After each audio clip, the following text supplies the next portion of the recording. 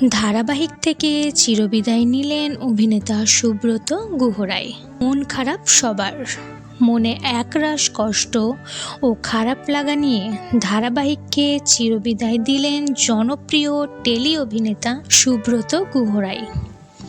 বর্তমানে জি বাংলার জনপ্রিয় সিরিয়াল পরিণীতা ধারাবাহিকে রায়ানের দাদু চরিত্রে অভিনয় করছেন তিনি এবং তার সাথে ডিডি বাংলার অন্যতম জনপ্রিয় মেগা হরি ঘোষের গোয়ালে প্রধান চরিত্রে অভিনয় করছিলেন তিনি।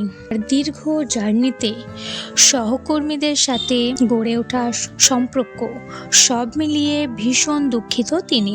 হরি ঘোষের গোয়ালের মেগা শেষ দিনের শুটিংয়ে আবেগ ধরে রাখতে না পেরে একটি পোস্ট করেন তিনি লিখেছেন, জনপ্রিয় চরিত্রকে বিদায় জানানোর কষ্ট মেগাটি ছিল তার ভীষণ পছন্দর এবং সহকর্মীদের কৃতজ্ঞতা জানিয়ে তিনি লিখেছেন, হাসি কিন্তু মনটা ভারাক্রান্ত, এতদিন মজা হাসি শেষ হয়ে যাচ্ছে, সবার সাথে আবার অন্য কোথাও দেখা হতে পারে।